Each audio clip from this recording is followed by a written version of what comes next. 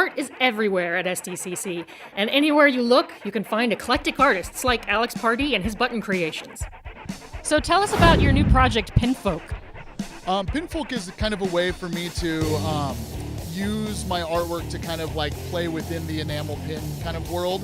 I noticed that a lot of pins that people collect, as much as I love collecting pins as well, a lot of them are just basically like, let's take an existing property and put it on a pin, and then everyone's happy. And I kind of wanted to do something with a little more substance, so I created a whole new world of characters that exist only in pin form. And I created a little webcomic to go along with them, and now I have them in physical form as well. And basically what they are is they're little totems. So each one of the characters has a little, one is stronger, one has a lot of strength, one has a lot of luck. And by wearing the Pinfolk, you adapt that trait within yourself. Some people, results kind of may vary, but for the most part, it's kind of a fun way to kind of just like wear a pin and kind of feel a little more confident or a little more, weird. Right now, I just debuted both Series 1 and Series 2 of my Pinfolk exclusively on my website, which is alexpardee.com. We are standing in front of some incredible pieces for Dungeons & Dragons. I just want to know, what kind of accomplishment in D&D do you need to do to actually justify having one of these?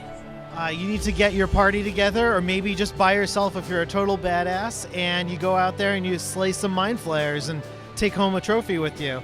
Same can be said for the Red Dragon trophy plaque that we've got, and the Beholder that's coming soon. Awesome. Well, what are these actually made out of?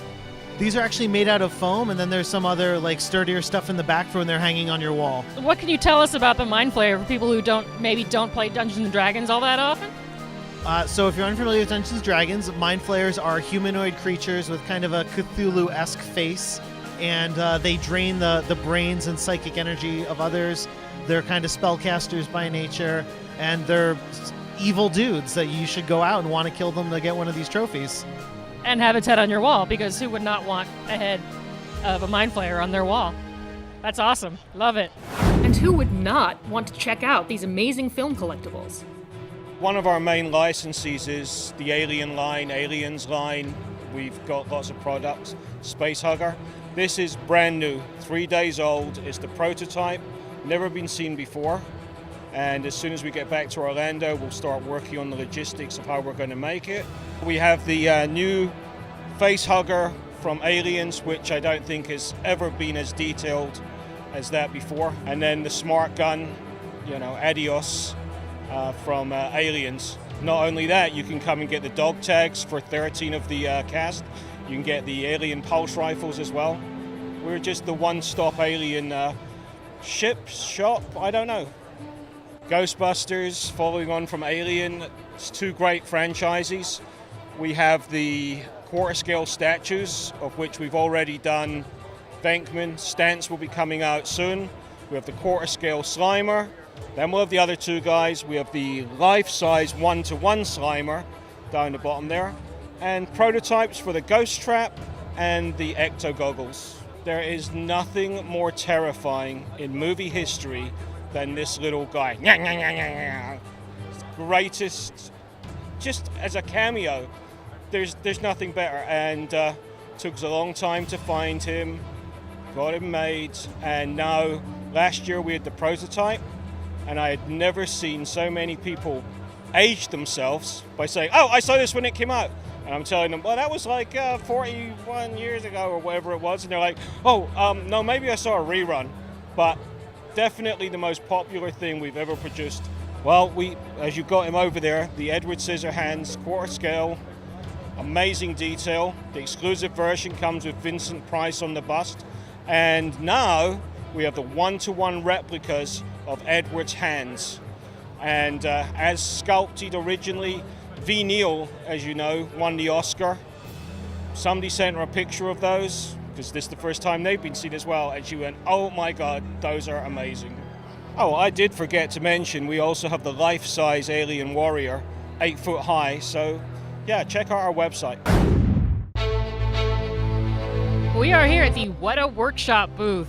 You guys do some amazing visual effects for movies. Can you tell me a little bit about what your particular role is? Sure, my name's Darren Gordine. I'm a costume technician. I've been with the company since we started work on The Lord of the Rings. I'm a leather specialist. What's your favorite part of the creative process? Do you like to come up with the ideas? Do you like to do it, or do you like to sit back and watch what you did? I think bringing it off the page onto a person, particularly for me, it's quite a challenge to take someone's illustration and make it function on a human body, and then onto the screen after that, yeah. What's your favorite movie you've worked on so far? It would have to be the Lord of the Rings trilogy. That was kind of back in the day, but it was a really good experience for me. I was in my 20s and still stands up really well with it, yeah. What's your favorite movie you've worked on, and why? Ghost in the Shell, probably. A lot of practical stuff, and the bad guys were cool. You know, they were super fun to work on. Yeah. How do you feel about people who are a little bit wary about anime being adapted to live action? Personally, I don't really get it. I mean, the anime is always going to exist. The original of anything is always going to exist. So, I mean, time goes on, there's always a new way to tell a story. Some are better, more successful than others, but a new version doesn't take away from the original. Recently, it's been great because there was a huge surge of CGI at first, and now I feel like everybody's going back to practical effects. Why do you think that is? Well, I think there will always be a need for practical effects. We're actually a practical manufacturing company, supplying to the film industry and the creative industries around the world. So I'm one of the fortunate ones that get to do hair, makeup. Do you have a favorite monster that you've worked on?